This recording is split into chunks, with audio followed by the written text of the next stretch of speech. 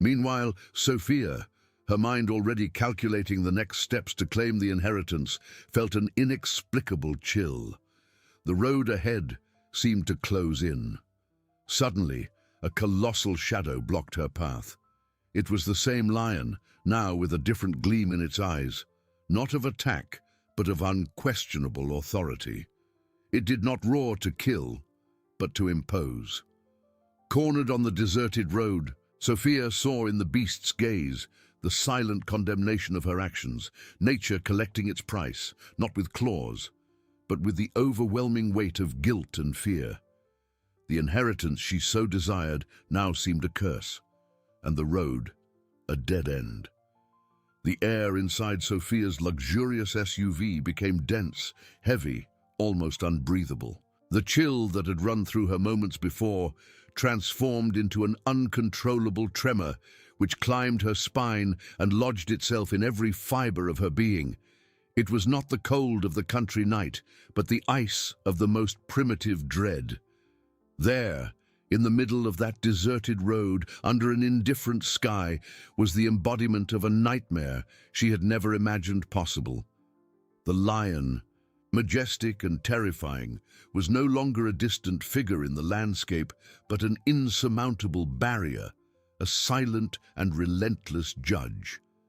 The beast's eyes, previously just a distant gleam, now stared at her with an intensity that seemed to pierce not only the armored windshield, but Sophia's very soul. There was no predatory hunger in them, nor the blind fury of a wild animal. There was something deeper, more disturbing, an ancestral wisdom, an authority that transcended any human law. It was as if nature itself, through that giant feline, was there to collect the price of her betrayal, of her excessive ambition. Sophia tried to react, her foot instinctively seeking the accelerator, but her leg seemed paralyzed, heavy as lead. Her mind, so agile at calculating inheritances and evading responsibilities, now spun in a whirlwind of panic. She, the spoiled heiress, accustomed to having all her wishes fulfilled, was completely powerless. The roar the lion did not give was more terrifying than any war cry. It was a declaration of power, a silent ultimatum. Time stretched, each second an eternity of anguish. Sophia looked around, desperate for an escape. The road stretched empty before and behind her, flanked by dark fields and trees that seemed to whisper gloomy secrets. There were no houses, no lights, no living soul to witness her torment, except the golden beast that stared at her. The luxury of her car, once a symbol of her status and security, now seemed like a metal cage, a gleaming coffin. A vivid image of her mother caught in barbed wire, torn and abandoned, flooded her mind. Her mother's face, marked by pain and betrayal, for an instant superimposed itself on the imposing face of the lion. A pang of guilt, a feeling she had suppressed with such mastery, pierced her armor of coldness, but it was quickly replaced by anger and resentment. How dared her mother die and leave her in this situation? How dared she have such a large inheritance that it forced her to take such drastic measures? Meanwhile, as Sophia struggled in her private hell a few miles away, her mother's reality was strangely different. Still caught on the wire, the physical pain persisted, but the biting cold of the night had been replaced by a comforting warmth. The same lion that now cornered Sophia lay beside the elderly woman, its massive furry body acting as a shield against the icy wind. The beast's deep, rhythmic breathing was a strange sound, but not threatening.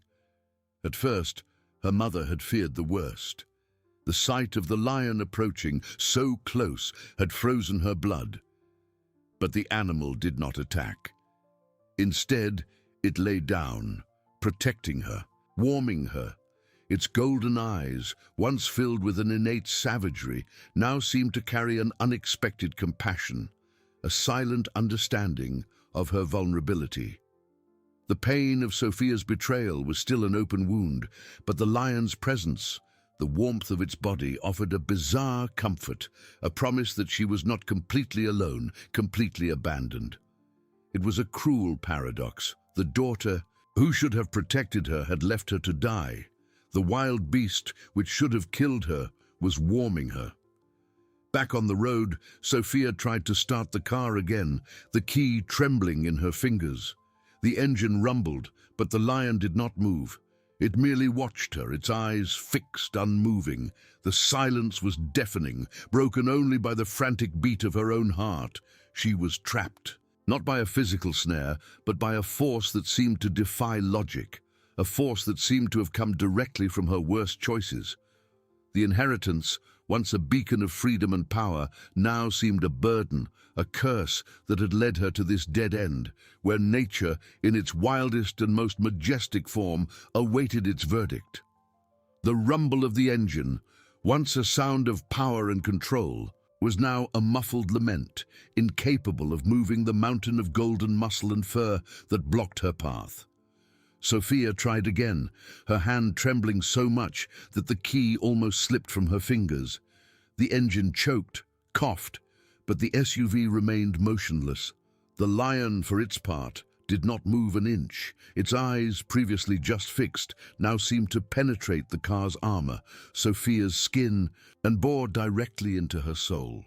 There was no anger, no hunger, only a relentless vigilance, a millennia-old patience that made her feel insignificant, an intruder in a domain that was not her own. The car's air conditioning, once a refuge from heat or cold, now seemed to pump rarefied oxygen, heavy with the scent of her own fear. Sophia felt her throat dry, her saliva vanish. She tried to scream, but no sound came out. Her voice, accustomed to giving orders and demanding, was trapped, choked by terror. What was this? A hallucination? Divine punishment? The inheritance, the $1 million that seemed so real, so tangible, was now a distant abstraction, a faint echo before the imposing reality of that beast. She looked at her cell phone. The screen's glow a cruel contrast to the darkness outside. No signal, of course. In the middle of nowhere, where her mother lay wounded, the digital world that connected her to civilization and her life of luxury simply disappeared. She was alone, completely alone. The irony was brutal. She had abandoned her mother to avoid problems, to ensure her own safety and fortune, and now she was more vulnerable than she had ever been, trapped in her own snare of luxury and selfishness. The image of her mother, covered in blood and tears, returned with force. But this time it wasn't anger that dominated her, but a fleeting glimpse of remorse, a second of weakness quickly crushed by self-pity.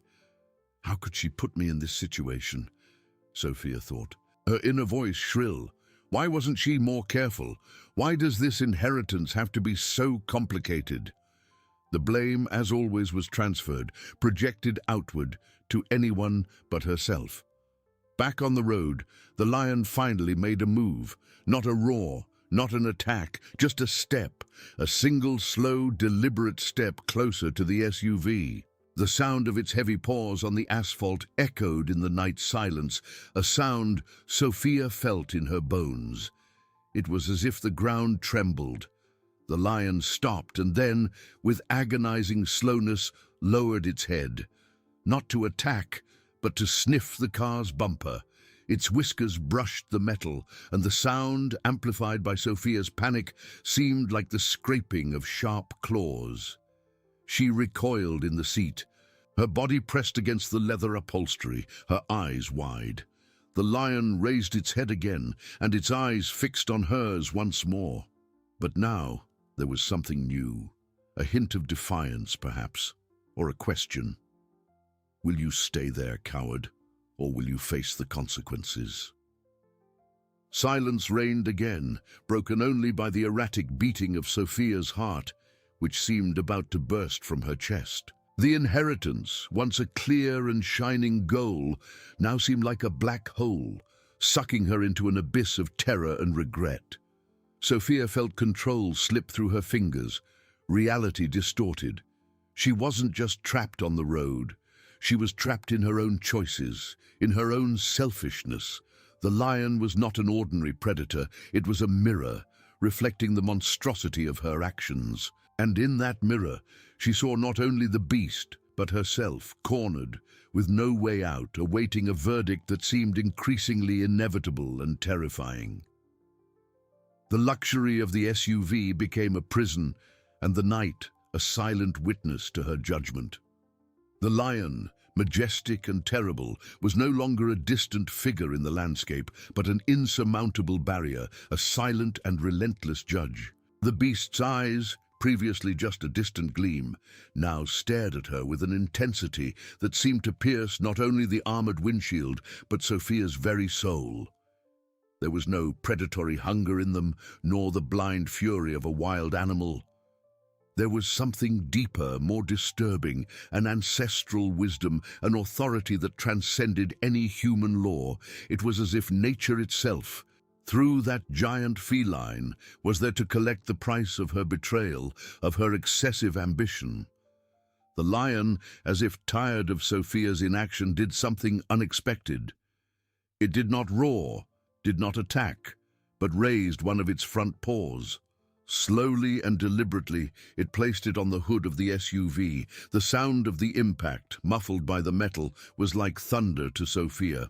The car trembled slightly under the weight of the massive paw. There was no aggression in the gesture, but a demonstration of unquestionable power. It was as if the lion was marking its territory, asserting its authority over the metal object that imprisoned her. Sophia watched, horrified, the claws retracted but still visible, pressing into the gleaming paint. The hood, previously untouched, now bore the silent mark of the beast. The lion then tilted its head, and a low guttural sound escaped its throat. It was not a roar, but a deep murmur, a warning perhaps, or a question. "Do you understand now? Do you understand who is in control?"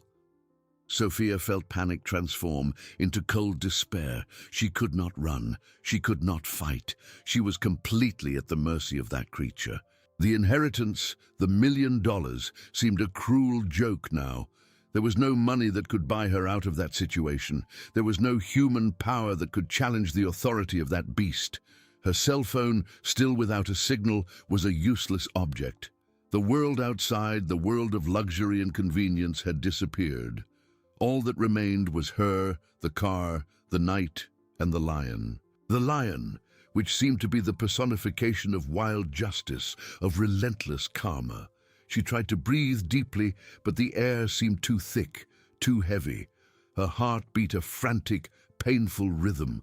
Her eyes swept the interior of the car, searching for anything, any object that could serve as defense, as escape. But there was nothing, only empty luxury. The symbols of a life that now seemed a farce. The lion removed its paw from the hood, the sound of the metal straightening slightly. Then it stepped back, and another, but not to leave. It positioned itself directly in front of the car, sitting on the asphalt, like a guardian at its post. Its eyes, fixed on Sophia, were like golden headlights in the darkness, watching her, waiting. It was a standoff, a silent confrontation between wild nature and corrupted humanity.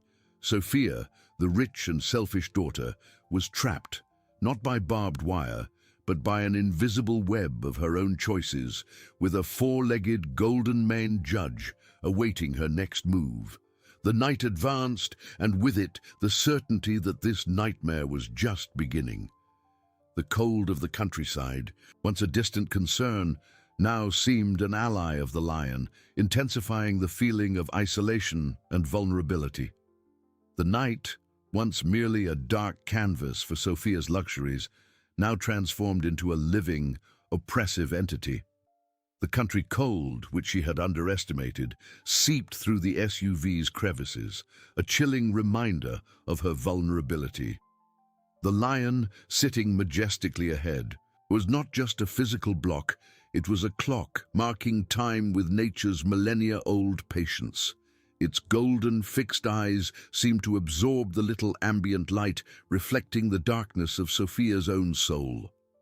She tried to start the car again, a futile gesture, almost a nervous tick. The engine choked, coughed, but wouldn't catch. The The sound was a pathetic lament in the deafening silence, an echo of her own powerlessness. The battery, perhaps, or some damage caused by the initial impact. It didn't matter. The lion wouldn't move. It was the barrier, the sentence.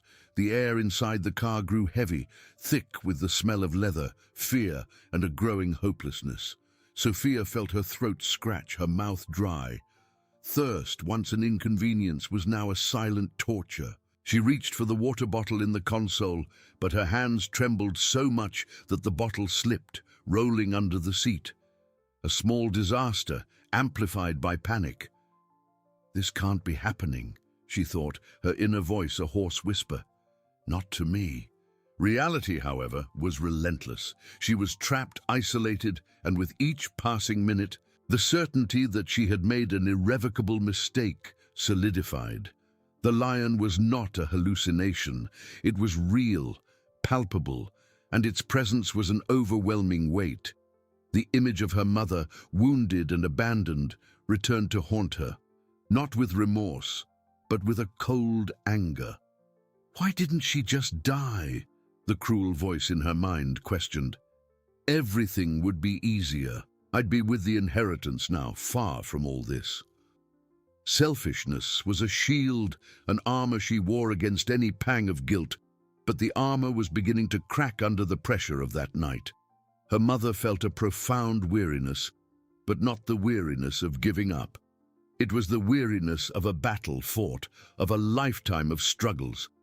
She closed her eyes, feeling the lion's deep, rhythmic breathing, a sound that strangely calmed her. It was as if the earth itself was embracing her, offering a solace that humanity had denied. She was wounded, yes, but she was not alone.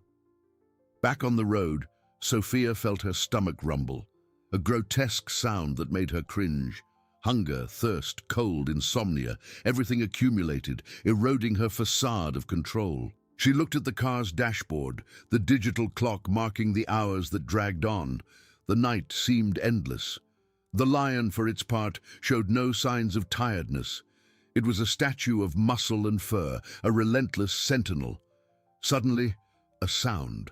Not from the lion, but from the surrounding darkness, a distant, sharp howl that made Sophia's hairs stand on end. Wolves? Coyotes? She didn't know. But the sound was a brutal reminder that she was not just at the mercy of a lion, but of an entire wild ecosystem she had invaded. The SUV, once a sanctuary, now seemed like a metal can, fragile and vulnerable. The lion, as if it had heard the same sound, moved its head slightly, its eyes still fixed on Sophia, but its ears swiveling, catching the echoes of the night. It was as if it was aware of everything, of every creature, of every movement in the darkness. And Sophia, in her luxury prison, felt the most defenseless of all. She tried to turn on her cell phone again, the vain hope of a signal. Nothing. The screen glowed, a useless beacon in the middle of nowhere. The world she knew, the world of emergency calls, of rescues, of paid solutions, did not exist there.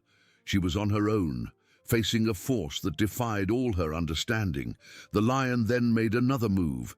It didn't stand up, but tilted its head to the side, as if observing her with an almost human curiosity. And then a sound escaped its throat. Not a roar, but a deep murmur, a low purr that reverberated in the air, a sound Sophia felt in her bones, in her chest. It wasn't aggressive, but it was a sound of power, of unquestionable presence. It was as if the lion was questioning her, provoking her, inviting her to a confrontation she couldn't win. Sophia's panic reached a new peak. She could no longer hide. She could no longer ignore. The lion would not let her go, not until she understood, not until she faced the consequences of her choices. The inheritance, the $1 million, now seemed a cruel joke, a poisoned prize that had led her to this dead end, where the wild justice of nature awaited its final verdict. The night was long, and the judgment, silent and relentless, was just beginning. Sophia was on the verge of collapse. The lion's deep purr, which had previously seemed a distant murmur, now resonated inside the SUV, vibrating through the metal and the seat, straight to her bones. It was not a sound of comfort, but of primal power, a constant reminder that she was in the presence of something that could not be bribed, could not be deceived. The icy night air, which had previously only pricked her skin, now seemed to cut it, seeping through the cracks, transforming the luxurious interior into a cold storage chamber. Hunger was a claw twisting her stomach, thirst a sandpaper in her throat. Each beat of her heart was a drum of despair. She tried to curl up further in the leather seat, seeking a warmth that did not exist, a safety that had evaporated. Her eyes, red and swollen from insomnia and suppressed crying, swept the darkness beyond the windshield, but all she saw were the lion's golden headlights, relentless, judging. The distant howl, which had previously startled her, now seemed to have drawn closer. A second howl, nearer, more guttural, cut through the night, and Sophia felt a shiver run down her spine. They weren't wolves, she realized with icy terror. They were coyotes, or perhaps wild dogs, and the sound was of hunting.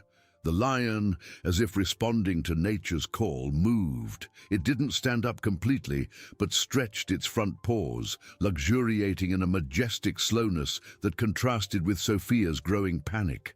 Its muscles contracted and relaxed under the golden skin, a display of strength that made her hold her breath. Then, with a fluid movement, it turned slightly, not to leave, but to look to the side in the direction from which the howls came. Its ears swiveled, catching every nuance of the sound, every vibration in the air. Sophia felt a new kind of fear. The lion was not just her jailer, it was part of that wild world, a world she had invaded and that now seemed ready to devour her. The SUV, once her refuge, was now just a metal shell, a fragile barrier between her and the darkness full of predators. The lion let out another murmur, louder this time, a sound that seemed a warning, a declaration of territory. The howls ceased abruptly, replaced by a tense silence. It was as if the king of the jungle had spoken and the forest had obeyed. The beast's authority was unquestionable, and Sophia felt even smaller, even more insignificant. The image of her mother caught in barbed wire came to her mind again, but this time it wasn't just anger. There was a glimpse of something more, a pang of envy. Her mother was wounded, yes, but she was being protected. That beast, which now terrorized her, was offering warmth and safety to the elderly woman. It was a cruel irony, a mockery of fate that Sophia couldn't stomach. She, the daughter, was alone and terrified, while her abandoned mother had an unexpected guardian. "No," she whispered to herself, her voice hoarse. "It can't be. She doesn't deserve this. I deserve the inheritance. I worked for it." But the words sounded empty, hollow. Her work had been a life of manipulation and selfishness. Her deserving was an illusion that shattered under the lion's golden gaze. Time seemed to have stopped. Each minute was an eternity of terror and discomfort. Sophia tried to distract herself, searching for something in the car. Her eyes fell on the small makeup bag in the console, an expensive lipstick, a compact powder, a mirror. Objects of a futile life, now completely meaningless. She picked up the mirror, but instead of using it, she just looked at her own reflection. Her pale face, wide eyes, tangled hair. It was the reflection of a woman on the verge of a precipice, a stranger to herself. The lion, as if sensing her anguish, made a decisive move. It stood up finally. Its nearly 700 pounds of pure muscle and majesty rose, and the shadow it cast over the SUV's hood seemed to swallow the little light that remained. Sophia held her breath, her heart beating so hard it felt like it would explode. Was this the end? Was it going to attack? But the lion did not attack. Instead, it began to walk, Slowly and deliberately, it circled the front of the SUV, its heavy, silent steps on the asphalt. Sophia followed it with her eyes, paralyzed. It was coming to her side, to the driver's door. Each step was a hammer striking her mind. The sound of its paws on the ground, the rustle of its mane brushing against the car's body. She could feel the warmth of its body, the proximity of the beast. The wild, earthy, intense smell invaded the car's interior, even with the windows closed. It was the smell of untamed nature, of death, of life. It stopped right beside the driver's door. The lion's head was level with the window. Its golden eyes, previously distant, were now inches from hers, separated only by the glass. Sophia could see every detail, the hairs of its mane, the old scars on its skin, the dampness on its nose, the unfathomable depth of its eyes. There was no explicit anger, but an intensity that pierced her, that seemed to read her soul. It let out a deep sigh, a sound that made the glass vibrate slightly. And then it did something that shocked her to the core. It pressed its snout against the window glass, right at the level of her face. It wasn't an attack, but a gentle pressure, a gesture that seemed to challenge the barrier between them. It was as if it was sniffing her fear, feeling her pulse through the metal and the glass. Sophia couldn't breathe. She couldn't move. She was trapped, not just by the lion, but by paralyzing terror. The lion wasn't just waiting, it was interacting, testing, observing. It was forcing her to recognize its presence, its authority, its truth. The inheritance, the $1 million, the luxury, everything crumbled to dust before that wild face, that gaze that seemed to penetrate her soul and expose all her rottenness. The night was a courtroom. The lion, the judge, and Sophia, the defendant, was about to receive her sentence, not of physical death, but of a confrontation with the monstrosity of her own choices. The cold of the night, hunger, thirst, everything became secondary. The only reality was the lion, and the silent judgment in its eyes.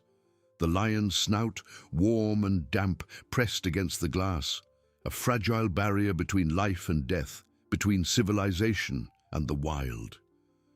Sophia felt the beast's breath, heavy and earthy, condensing on the glass, creating a momentary mist that obscured its golden eyes. But the image remained etched in her mind. The intensity of that gaze, the ancestral wisdom that seemed to pierce her soul, stripping bare every lie, every selfishness, every act of cruelty. There was no explicit anger, but an unquestionable authority, a silent judgment that left her defenseless.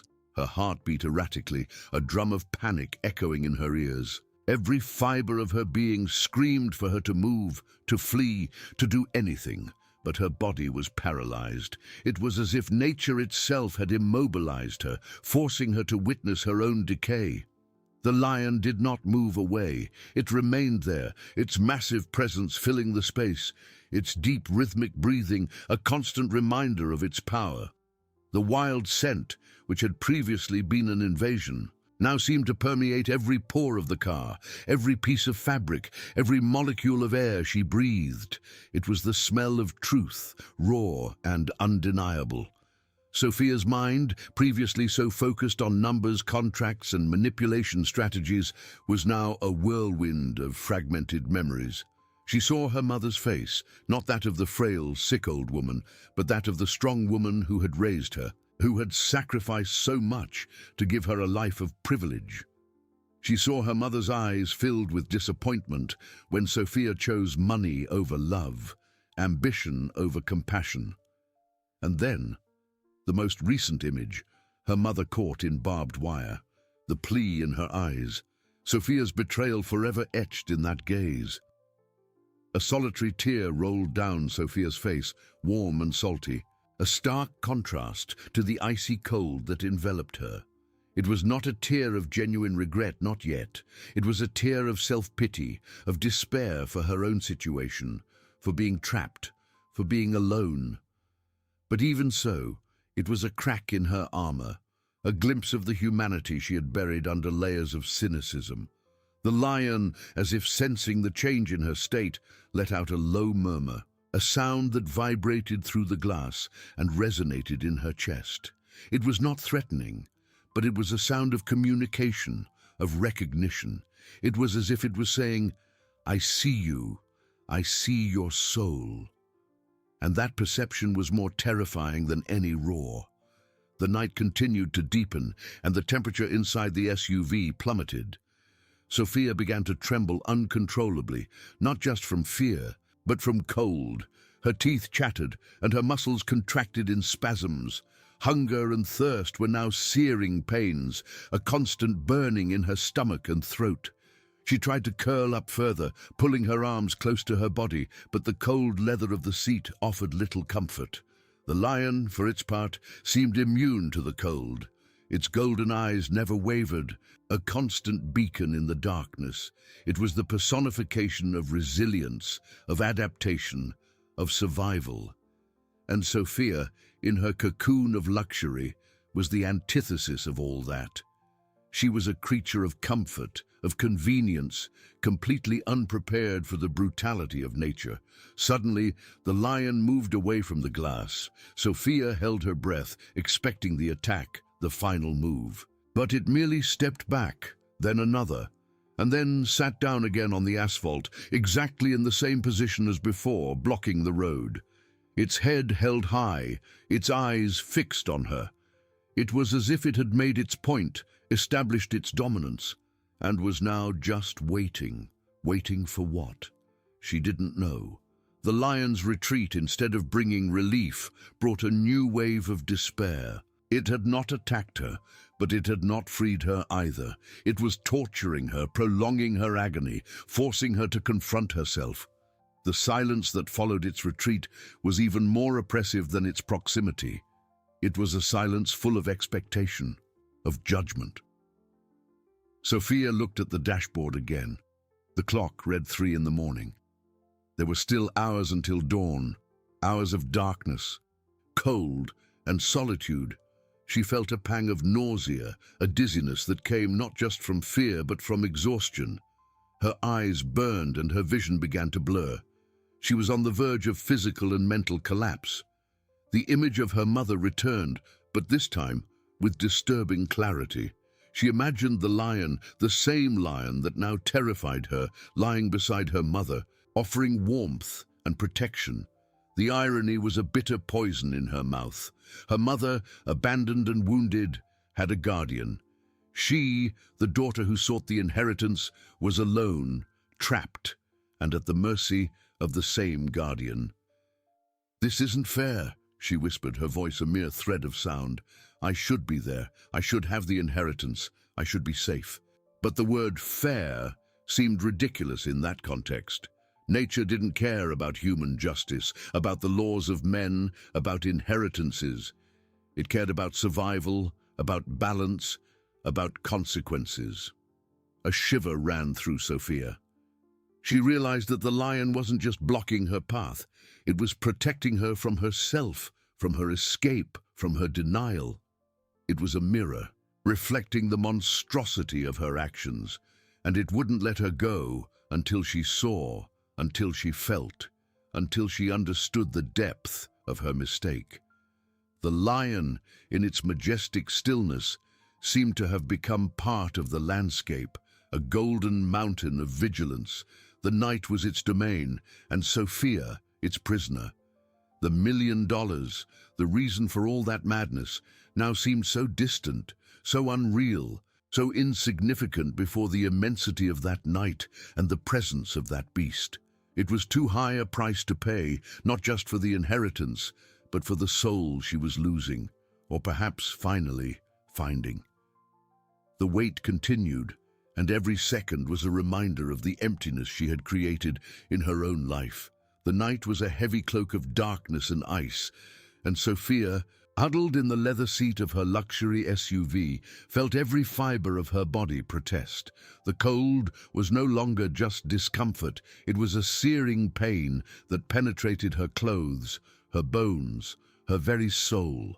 Her lips were chapped, her throat dry and scratchy, and her stomach rumbled in protest. a cruel reminder of her vulnerability. The lion, majestic and motionless, continued to block the road, a golden sphinx in the darkness, its eyes fixed on her like relentless headlights, each of Sophia's breaths condensed into a small cloud in the frigid air of the car, a visible sign of her struggle to stay warm. She tried to turn on the heater again, but the engine had been off for hours to save fuel. The battery, which had once seemed inexhaustible, was now at its limits. The dashboard, once a show of lights and information, now displayed only a faint, almost ghostly glow. The radio was silent, the GPS had no signal. The luxury that surrounded her was a trap, a sarcophagus of metal and glass. The silence was overwhelming, broken only by the sound of her own chattering teeth and the rustling of the wind outside, which seemed to whisper accusations in her ears. The image of her mother, caught in barbed wire, returned with brutal clarity. She could see the blood, the pain, the despair in the old woman's eyes, and beside her, in Sophia's imagination, the lion. The same lion that now cornered her, but there by the fence it was a protector, a guardian. The irony was a bitter poison, corroding her from within. "Why me?" she thought, her inner voice a lament. "Why won't he let me go? I didn't do anything wrong. I just wanted what was rightfully mine." But the lie was so obvious that it echoed hollowly in her own mind. She had done everything wrong.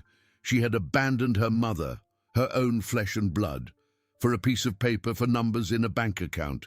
The lion, in its ancestral wisdom, seemed to know this. It was the mirror, and what she saw in it was the monstrosity of her own choices. A new wave of tremors hit her, stronger than the previous ones. It wasn't just the cold, it was fear, guilt, exhaustion. She felt dizzy, her vision blurring at the edges. Sleep, a treacherous enemy, began to pull at her, promising a relief she knew was dangerous. But how could she resist? Her body was exhausted, her mind on the verge of collapse. Suddenly, a sound. A dry metallic click from the dashboard. The few remaining lights flickered and died. The car plunged into almost total darkness, breaking Sophia's last link with civilization, with the hope of electrical rescue. The heater, which was already not working, was now definitively dead. The radio, the cell phone, everything was gone. She was completely isolated, surrendered to the night, to the cold, to the lion. Panic rose in her throat, a silent scream that refused to escape. She was alone, completely alone. The lion, however, seemed unshaken. Its golden eyes, now harder to discern in the deep darkness, still shone with a supernatural intensity. It was the only living, conscious thing in Sophia's world, the only point of reference in her particular hell. Sophia's mind began to wander, memories mixing with hallucinations induced by cold and deprivation. She saw her mother, no longer trapped, but walking freely, the lion by her side, protecting her. And she, Sophia, was the one trapped, not by barbed wire, but by her own choices, by her own cruelty. The roles of victim and tormentor had grotesquely inverted. She tried to move, to stretch her legs, but her muscles were stiff, aching. Every movement was torture. The cold was becoming unbearable, a numbing torpor that threatened to engulf her. She knew she needed to stay awake, but the exhaustion was overwhelming. Her eyes felt heavy, and the darkness beckoned.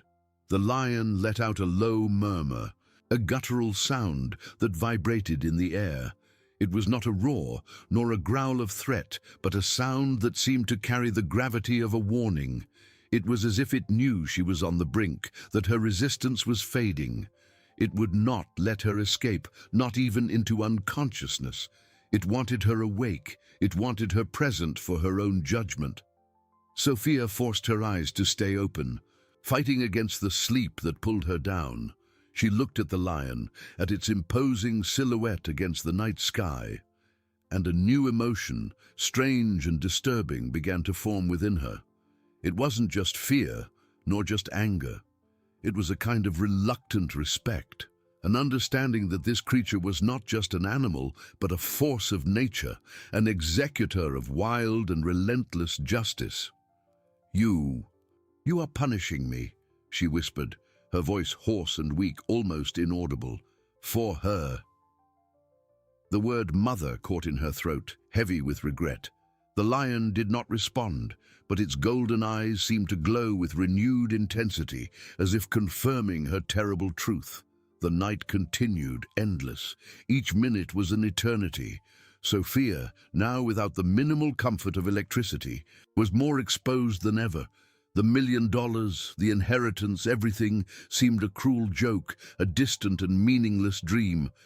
The only reality was the cold, the hunger, the lion, and the darkness that engulfed her, not only from the outside, but also within her own soul. She was on the edge of a precipice, and the fall promised to be long and painful. The darkness inside the SUV was a heavy, dense velvet that seemed to absorb any remnant of warmth or hope.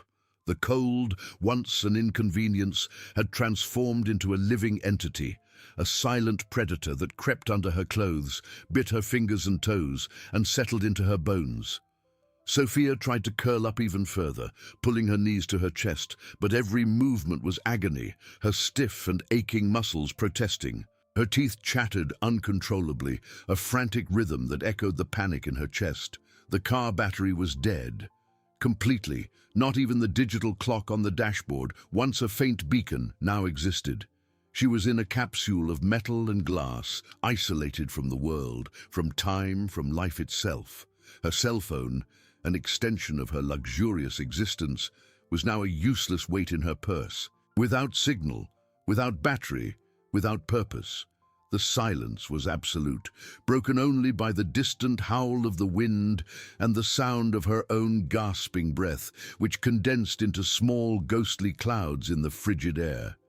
Outside, the lion remained, an imposing silhouette against the sky that was beginning to lighten slightly at the edges, announcing a still distant dawn. Its golden eyes, though harder to discern in the gloom, were still a point of light, a relentless beacon that held her captive. It did not move, did not blink, showed no sign of tiredness or boredom. It was the personification of vigilance, of patience, of condemnation. Sophia's mind, already weakened by exhaustion and fear, began to fail. Images mingled, reality distorted. She saw her mother, no longer trapped, but lying comfortably in a soft bed covered by a warm duvet, with a giant lion nestled beside her, radiating warmth. The scene was so vivid, so real, that Sophia could feel the warmth of the animal's fur, the deep purr that calmed her mother. And then, the image dissolved, revealing herself, huddled, trembling, freezing. The irony was a sharp blade, twisting in her stomach. Her mother, abandoned, had a guardian. She, the daughter who abandoned her, was alone, freezing, unprotected. "It's not fair," she whispered again, her voice a barely audible thread, but this time the phrase did not carry the indignation of before. There was a pang of despair, of plea. I'm so cold." The lion did not move. Its eyes seemed to pierce her, as if it could see the rottenness in her soul, the guilt that now corroded her from within. The cold was not just physical, it was an existential cold, the emptiness she had created in her own life returning to haunt her. Dizziness increased, and Sophia's vision began to darken at the edges. Sleep, once a treacherous enemy, now seemed a seductive friend, promising relief, warmth, oblivion. She fought against it, banging her head against the seatback, trying to pinch herself, but her fingers were so numb she barely felt the pain. Her body was shutting down, cell by cell. Suddenly, a different sound, not from the lion, but from within her. A low moan, almost a sob, escaped her chapped lips. It was not a cry of anger or frustration, but of pure and overwhelming sadness. The image of her mother, not the idealized mother of her hallucinations, But the real mother, aged and wounded, caught in barbed wire, returned with brutal clarity. She could see the blood, the pain, the look of betrayal in the old woman's eyes. And for the first time, Sophia felt. She felt her mother's pain. She felt the guilt, not as an external accusation, but as an internal, undeniable truth. A warm tear rolled down her frozen cheek, tracing a damp path on her parched skin. Then another and another, until tears flowed freely, a river of regret that seemed to melt the ice in her heart. She wasn't crying for the cold, for hunger, or for the lion.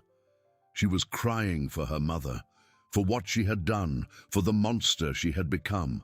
The lion, as if sensing the change within her, let out a low murmur, a sound that was not threatening but of recognition.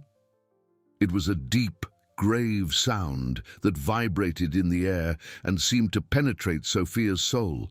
It was a warning, yes, but also a confirmation that it was watching her, that it was aware of her transformation, however painful it might be.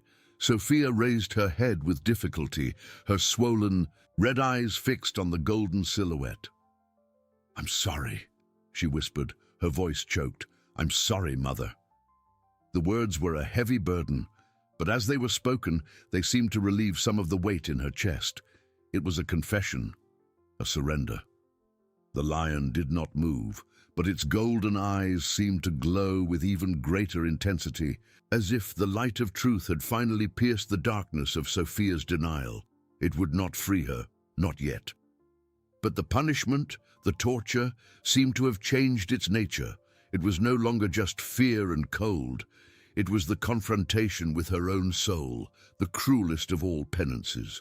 Dawn was still far off, but the ice in her heart was beginning to crack. The fall from the precipice was not to physical death, but to the death of her old identity, of her cruelty.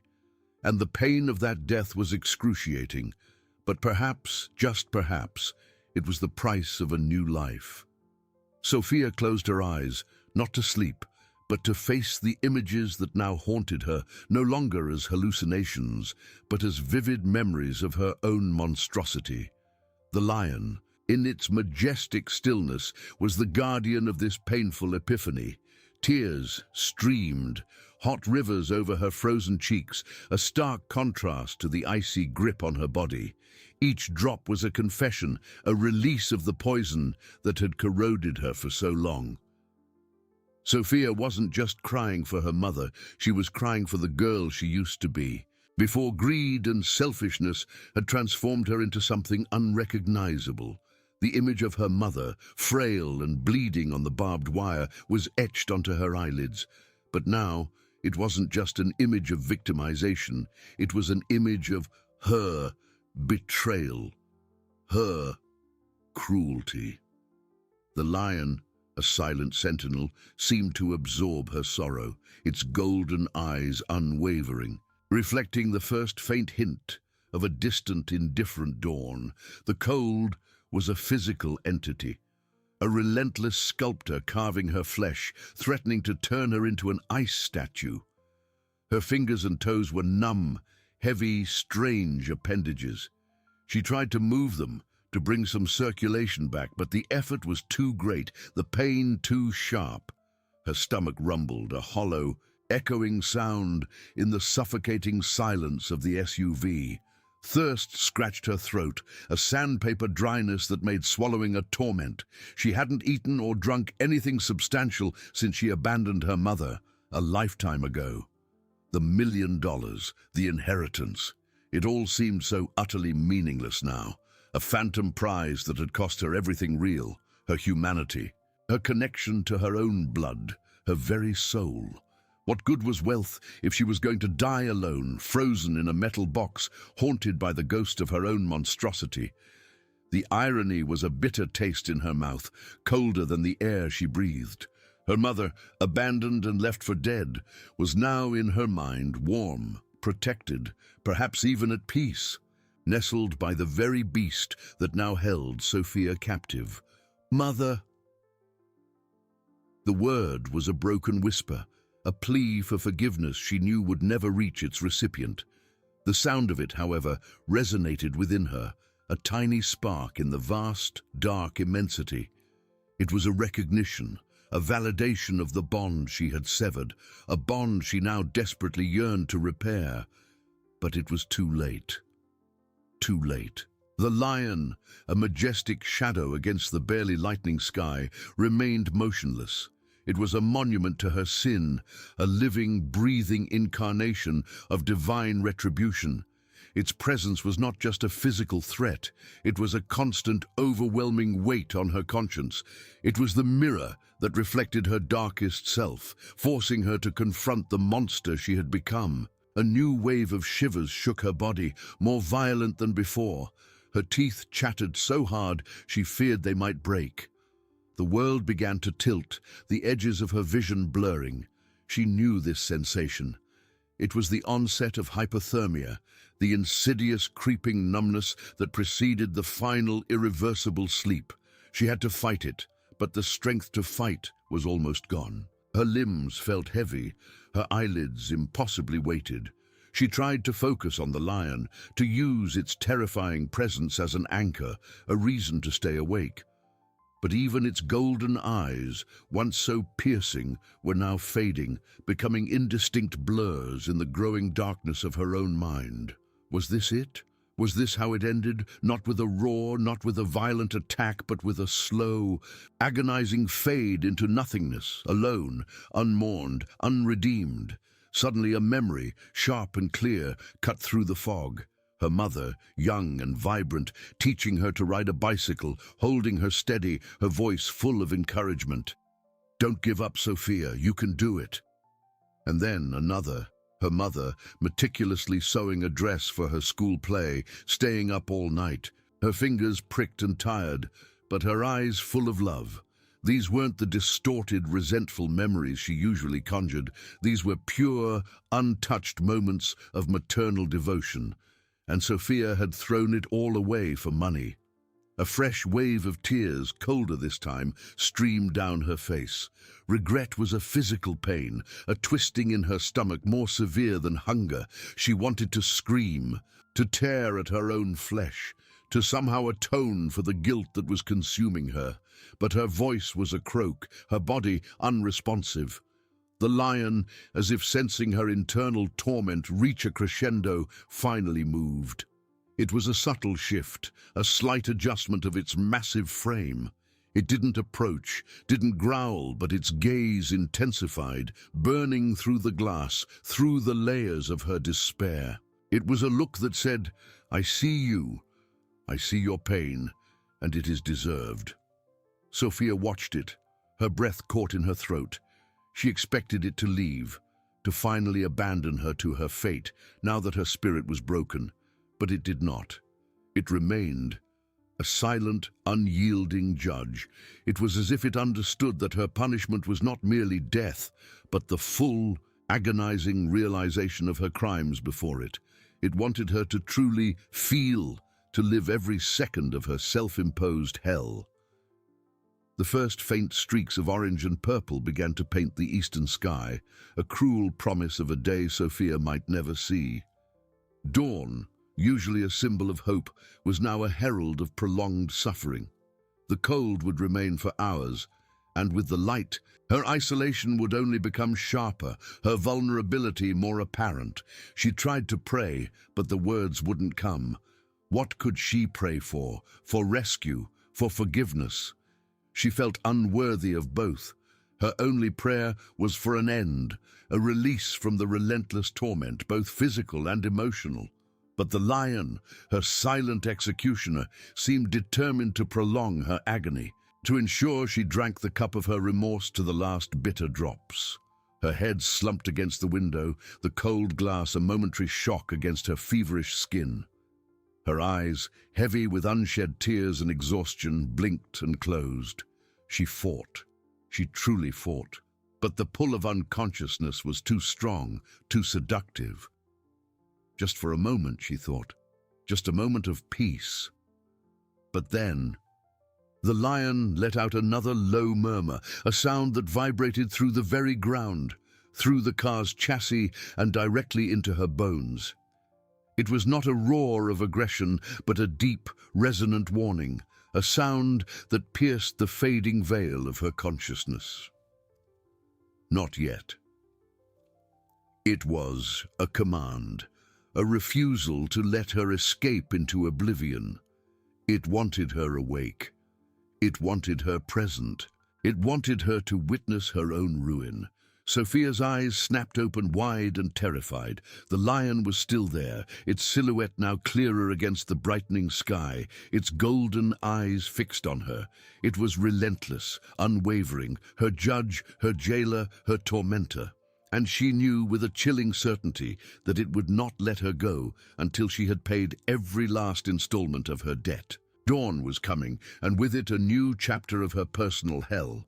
The cold, the hunger, the guilt, all were intensifying, preparing her for whatever final act this majestic and terrible beast had planned.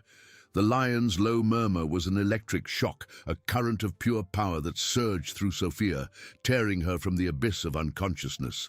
Her eyes flew open, fixed on the majestic creature that now stood out with terrifying clarity against the sky that was beginning to bleed in shades of grey and rose. It was no longer an indistinct silhouette, but a creature of taut muscles and golden fur, each strand seeming to vibrate with a primal energy. Its eyes, once mere points of light, were now deep pools of intelligence and judgment. The silent command, "Not yet," resounded in her mind, clearer than any spoken word. It would not let her escape. Not to the peace of oblivion, not to the relief of death. It wanted her present, conscious, for every second of her penance. And the penance, she realized with a shiver that had nothing to do with the external cold, was the relentless confrontation with her own soul. Dawn brought no warmth, only a colder, more merciless light. Every detail of the SUV's interior, previously hidden in darkness, was now cruelly visible. The accumulated dust, the smudges of dirt, the distorted reflection of her own face in the rearview mirror. Her lips were cracked and bleeding, her skin pale and stretched over prominent bones. Her hair, once impeccable, was tangled and dirty, matted to her face. She looked like a ghost, a shadow of what she once was. Thirst was a bonfire in her throat, each breath scratching like sandpaper. Hunger, a black hole in her stomach, now manifested in sharp pangs and nausea. Her muscles trembled uncontrollably, not just from the cold, but from exhaustion and lack of nutrients. She tried to move her toes, but they seemed unresponsive. Only a dull, distant ache. The fear of hypothermia, which had previously been a distant threat, was now an imminent reality, every cell of her body screaming for warmth and nourishment. But what kept her more awake than the cold or hunger was the image of her mother. Not the mother she had rationalized as weak or demanding, but the mother who loved her unconditionally. The memory of her mother laughing, teaching her to cook, her gentle voice reading stories before bed. Each memory was a stab, a vivid reminder of the treasure she had discarded for a handful of notes. "I am a monster," she whispered, her voice hoarse and broken. The words were a poison, but also a liberating truth. She had finally uttered them, not to the lion, but to herself. The lion, however, seemed to have heard. Its golden eyes did not waver, as if the truth she had just confessed was something it already knew, something it was forcing her to acknowledge. With the growing light, Sophia could see more of the surrounding environment. The dirt road, once a dark line in the night, now stretched ahead and behind, deserted and unforgiving. The barbed wire, where her mother lay, was a distance that seemed insurmountable. She imagined her mother there, perhaps already lifeless, or perhaps the lion had taken her to a safe place. The idea of her mother being warmed and protected by the same beast that was punishing her was a cruel irony that made her want to laugh and cry at the same time. The lion took a step, then another, slowly circling the SUV. It was not an aggressive movement, but a deliberate patrol, like a prison guard inspecting his cell. Each step was heavy, each movement graceful, yet imbued with unquestionable authority. It was not just observing her, it was displaying her punishment to the empty world, to the rising sun. Sophia tried to shrink further, as if she could disappear into the darkness of the back seat. But there was no darkness to go to, only the cold light and the overwhelming presence of the lion. She could feel its eyes on her, even when its back was turned, a constant pressure, a reminder that she was under uninterrupted surveillance. Time seemed to have stopped. Each minute was an eternity of torment. She thought of all the things she had taken for granted: a warm bed, a meal, a glass of water, the freedom to move, to breathe without pain, all lost, all traded for an illusion of wealth that now seemed the emptiest of promises. The lion stopped in front of the windshield, its golden eyes fixed directly on hers. There was no anger in its gaze, no hatred, only a cold, ancient determination. It was justice personified, the scales that weighed her actions and found them terribly wanting. It was not an animal, it was a judge, an executioner, a mirror. It let out a deep sigh, almost a moan, but without sadness. It was the sound of infinite patience, of a being that had all the time in the world to see its sentence carried out, and Sophia knew, with a certainty that chilled her bones more than the air, that her sentence was still far from over. The physical pain was merely the prelude. The true punishment was that which unfolded in her mind, the slow and excruciating disintegration of her denial, the confrontation with the naked and raw truth of who she had become. The sun finally broke the horizon, casting golden rays over the arid landscape. But for Sophia, there was no warmth in the light, only more clarity, more exposure. She was naked, metaphorically, before the lion and herself. The SUV had transformed into a glass cage, and she, the caged beast, was forced to witness her own decline. She closed her eyes again, but this time not to seek sleep, to try to hide from the light, from the truth, from the lion's relentless gaze. But the images of her mother, the memories of her cruelty, were more vivid than ever, painted on her closed eyelids. The lion did not need to roar to keep her awake. Its presence, its gaze, were enough. It was the guardian of her personal hell, and dawn was only the beginning of another day of her agony. She felt a tear roll, but it was not of sadness, it was of pure, tearing regret. And she knew that many more were yet to come. The sunlight, which now bathed the landscape with brutal clarity, brought no warmth to Sophia.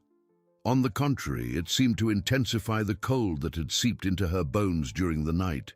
Each golden ray that pierced the windshield was a magnifying glass for her misery, exposing her pale, cracked skin, her parched lips that could barely move without pain. She tried to shrink further, but the SUV was a coffin of metal and glass, with no refuge from the light or the lion's relentless gaze. Her closed eyes offered no peace.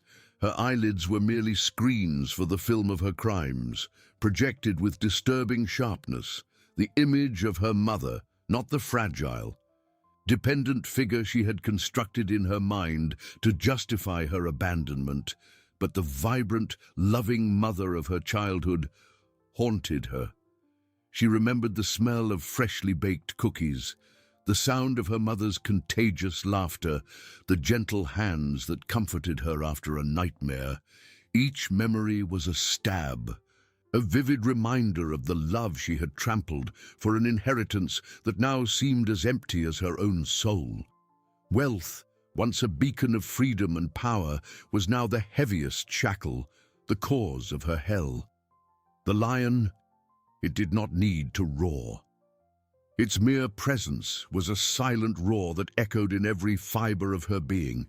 It was the guardian of her personal hell, and dawn was only the beginning of another day of her agony. She felt a tear roll, but it was not of sadness. It was of pure, tearing regret, a poison that burned in her veins. And she knew that many more were yet to come, a river of tears to wash away the filth of her soul, if such a thing were possible. Time, once a relentless current, now dragged on, each second an eternity. The sun slowly climbed in the sky, and with it the promise of a heat that would be as cruel as the night's cold. Thirst was an ember in her throat, hunger a claw tightening her stomach. Her muscles, already sore and weak, began to tremble uncontrollably, spasms shaking her against the seat. She tried to stretch her legs, but the pain was excruciating, as if every joint were rusted, every nerve raw. The lion, in its silent majesty, took another step. It did not move away. Instead, it moved to the side of the car, stopping beside the driver's door, its golden eyes fixed on her through the glass. It was a terrifying proximity, a forced intimacy with her executioner. She could see the details of its fur, the muscles rippling under its skin, the slow, powerful breath that fogged the glass for an instant before dissipating into the dry air. It was not just observing, it was present, a constant witness to her disintegration. Sophia tried to scream, but her voice was only a hoarse whisper, a sound that was lost in the oppressive silence of the savannah. There was no one to hear her, no one to save her. The road, which had once seemed an escape route, was now a trap, stretching into nothingness in both directions. The barbed wire, where her mother lay, was a dark, distant blur, a constant reminder of her betrayal. She wondered if her mother was still there, or if the lion, in its strange and wild justice, had taken her to a more dignified place. The image of her mother being warmed by the lion, while she froze and withered, was an irony that made her want to tear her own skin. Guilt, once a whisper, was now a deafening chorus in her mind. She saw her mother's face, not just the happy memories, but also the expression of pain and shock when Sophia abandoned her, the scream she had ignored, the desperate plea she had silenced with the promise of an inheritance. That inheritance, which she had pursued with such avidity, was now a leaden burden, sinking her into a swamp of remorse. The sun continued its ascent, and the night's cold began to give way to an incipient but not comforting warmth. It was a dry heat, which only intensified her thirst, and the feeling that she was being roasted alive in her own vehicle. The air inside the SUV began to grow stuffy, heavy with the smell of sweat and despair. She tried to open the window, but the mechanism was jammed, a mechanical failure that became another layer of her torture. She was trapped not only by the lion's presence, but by the very machine that should have carried her to safety. Hours dragged on, each minute an eternity of torment. The sun climbed higher, transforming the SUV's interior into a metallic greenhouse. Sophia's skin burned, her hair clung to her sweaty forehead, and her breathing became increasingly shallow, more difficult. Dehydration began to take its toll, and Sophia's vision blurred, the edges of the world dissolving into a golden, shimmering haze. She tried to move again, but her limbs were heavy like lead, and the pain in her joints was unbearable. The lion, still beside the door, seemed to have become a bronze statue, imposing and motionless. Its eyes, however, never wavered. They were the lens through which Sophia was forced to see herself, every flaw, every betrayal. She began to hallucinate, to hear voices that didn't exist, whispers of her mother calling her name, not with anger, but with a sadness that broke her already shattered heart. She saw her mother's smile, the tight embrace, the scent of lavender and cookies that always comforted her. And then the image distorted, the smile turning into a grimace of pain, the embrace into a desperate grip, the scent of lavender into a stench of death and abandonment. She didn't know how much time had passed. Minutes, hours, perhaps days. Time had lost its meaning. There was only the heat, the thirst, the pain, and the lion's unwavering gaze. Her mind, once so focused on inheritance and riches, was now a battlefield, where remorse and terror fought for supremacy. She longed for death, wished the lion would attack her and end her suffering, but it wouldn't. It wanted her alive, so she could feel every drop of her own misery, so she could witness the slow, agonizing disintegration of her soul. She was a prisoner in her own body, in her own car, in her own mind. And the lion, it was the jailer, the judge, and the silent executioner of her punishment. It was waiting, and she knew, with a cold certainty that pierced her to the bone, that it would wait forever. The sun reached its zenith, merciless, transforming the SUV into a crematorium oven. The thin, scorching air burned her nostrils with every breath. Her saliva had completely disappeared, and her swollen, cracked tongue felt like a rough stone in her mouth. Her lips, once soft and well cared for, were now dry and bleeding, the skin peeling off in painful flakes. The trembling in her muscles intensified, turning into violent spasms that shook her entire body. The headache was a relentless hammer, pounding at her temples, and her vision became a kaleidoscope of distorted colors and dancing shadows.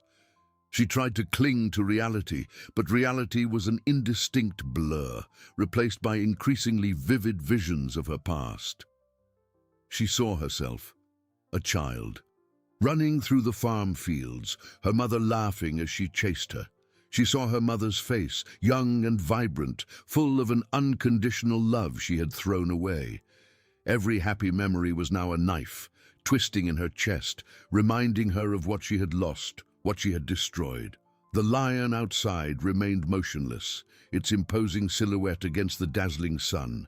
Its golden eyes, previously just observant, now seemed to burn with an almost supernatural intensity, as if they were sucking the very life out of Sophia. She felt her energy drain away, her vital force sapped by that relentless gaze. A high-pitched buzzing began to fill her ears, growing in volume until it became a deafening roar. Not the roar of a lion, but the sound of her own mind collapsing. She tried to scream again, but no sound came out. Her throat was closed, her lungs refused to obey. Darkness began to invade her vision, not the darkness of night, but the darkness of the end. In her last moments of consciousness, a clear and sharp image formed before her blurred eyes. It was not a distorted hallucination, but a vision of peace. She saw her mother, not the mother caught in barbed wire, nor the disappointed mother of her hallucinations. It was her mother sitting in the shade of an acacia tree, smiling. Beside her, the giant lion lay, its head resting on its paws, its eyes closed in peaceful sleep. Sophia's mother stroked the lion's mane with one hand, while in the other she held a steaming cup of tea. There was a profound serenity on her face, a peace Sophia had never known. It was the image of redemption, of safety, of justice fulfilled. And that image, more than any physical pain, was the final blow, the inheritance, the money, the power. Everything seemed insignificant before that lost love, that peace she had denied her own mother. The lion outside the SUV let out a low murmur, almost a sigh, and finally moved. It did not roar, did not attack. It merely turned its head slowly, its golden eyes fixed on the interior of the vehicle for one last instant. There was something in them, not anger, not triumph, but an ancient understanding. The wisdom of the savannah. Then, with a majestic and deliberate movement, it walked away from the car. Each step was heavy yet sure, and carrying it away from the road into the vast and indifferent plain. The sun continued to shine, the air continued to vibrate with heat. The SUV remained still, a solitary speck of metal and glass under the relentless blue sky. Inside it, Sophia was motionless, her exhausted body finally giving way. The wild justice of the savannah needed no claws or fangs to claim its victim, only truth, remorse, and time. The lion had played its part. It had been the mirror, the jailer, the judge, and now its judgment was over. The road stretched into nothingness, a silent testament to a life consumed by ambition and abandonment. And the lion, it disappeared on the horizon, taking with it the secret of a mother saved and the memory of a daughter forever lost.